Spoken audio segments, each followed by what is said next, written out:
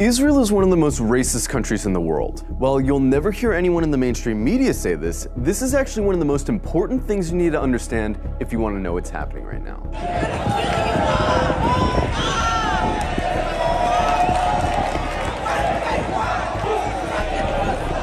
From its inception, the whole idea of Israel as a country was based on racism.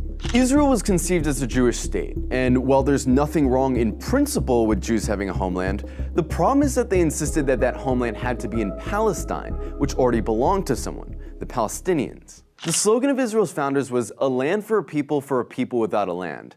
But deep down, they all knew that the only way to have a Jewish majority in Palestine, an Arab country, was to expel the Arabs. One of the founders of Israel, Yosef Weitz, wrote, "There's no room in the country for both peoples. There's no way but to transfer the Arabs from here to neighboring countries." Israel was quite literally founded by expelling and massacring hundreds of thousands of Arabs in a years-long process called the Nakba.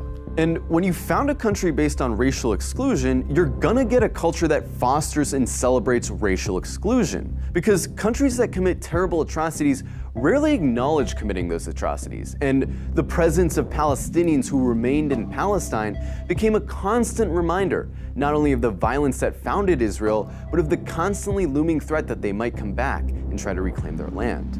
Every day you can find videos coming out of Israel showing Israelis calling for all Arabs to die,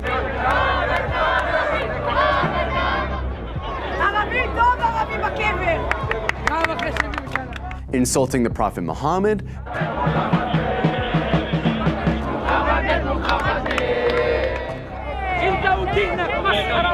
desecrating mosques, spitting on Christians, mocking and celebrating the murder of Palestinians, committing violent hate crimes against Palestinians, watching Gaza get carpet bombed from a cliffside for entertainment. But don't just go off these anecdotes.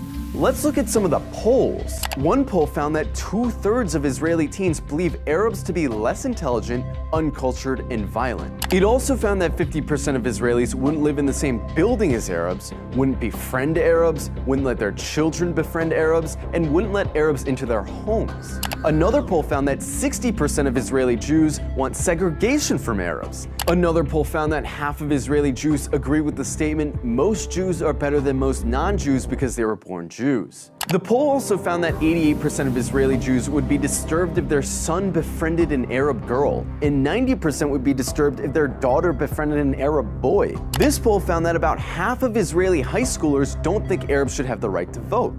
Another poll showed that almost half of Israeli Jews don't want Arabs teaching their kids. Not only are these views widely held in Israeli society, they're also represented in government, which codifies these sentiments into law. For example, Israel has a law that says if an Israeli marries a Palestinian, or someone from several other regional Arab states, that person isn't allowed to move in with said Israeli.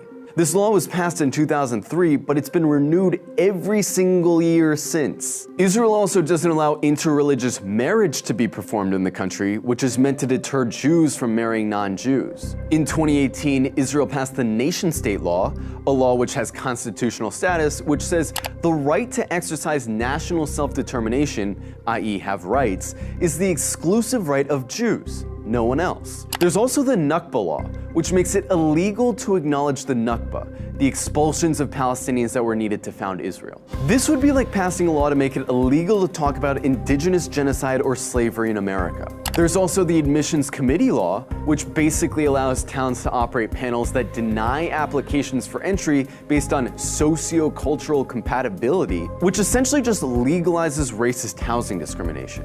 In Israel, advocating genocide of Palestinians doesn't hurt your chances of holding a high position in government. And in fact, in many cases, it helps. In 2014, Israeli lawmaker Ayelet Shaked wrote an unhinged rant on Facebook, calling all Palestinians enemy combatants and saying their mothers should be killed for giving birth to, quote, little snakes. The next year, she was appointed Minister of Justice by Benjamin Netanyahu.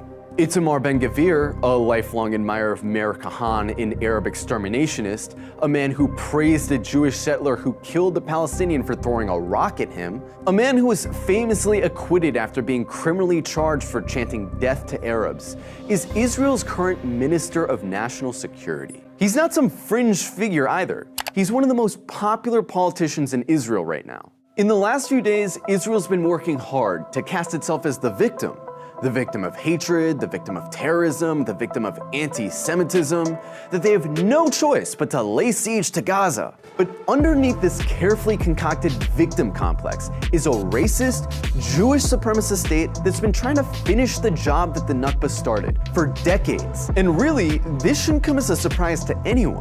After all, they're literally cutting off water and electricity to a city of 2 million people right now. Their generals talk openly about flattening Gaza and killing the animals, meaning Palestinians. It's obvious their goal is genocide.